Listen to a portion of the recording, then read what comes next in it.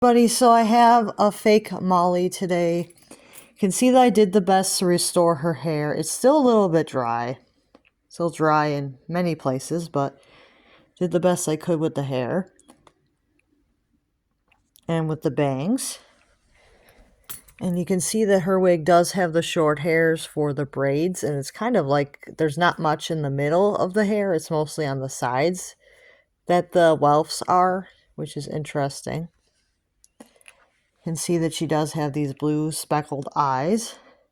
She doesn't have a neck stamp, and she is made out of a hard plastic material because she is a fake doll. And you can see her body tag. You can see her body tag says American Girl 2008 on it. That is her body tag. Her body tag there. So these dolls do have real fabric torsos, but the rest of them is all fake. Her limbs and her head is fake doll parts, like eyes and wigs. All of that stuff is all fake because they manufactured these in the same factory, but they somehow used like probably parts that Mattel told them that they couldn't use for like the legitimate dolls. Like they didn't like these parts, so they just used them on the fake dolls. I don't have any information about which factory was doing this sort of thing, but it's very interesting. She does have the blonde eyelashes, which is something that is only occurring with the fake dolls. Like they're kind of transparent eyelashes, and it's kind of weird. That's something that typically doesn't happen with the legitimate dolls. Like they don't have these transparent eyelashes. So there's different ways to tell that these dolls are fake. First of all, they don't feel like the legitimate dolls. They feel different. Like this feels more like a Barbie plastic than the higher grade vinyl that the dolls usually have. Hair is a lower grade fiber, if you can tell by touch. It does feel kind of like Brillo patty. I did the best I could to kind of fix it.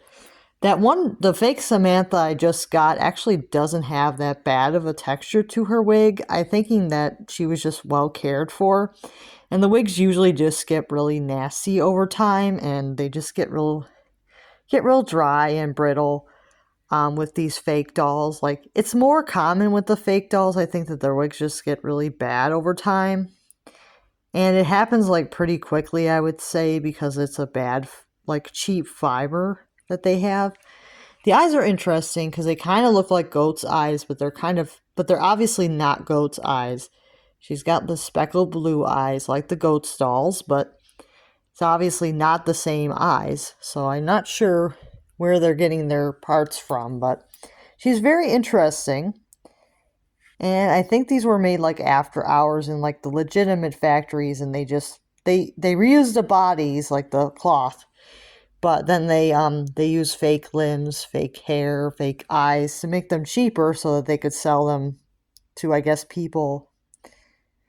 I heard that they were sold on the streets in China for like souvenirs or something. I don't know.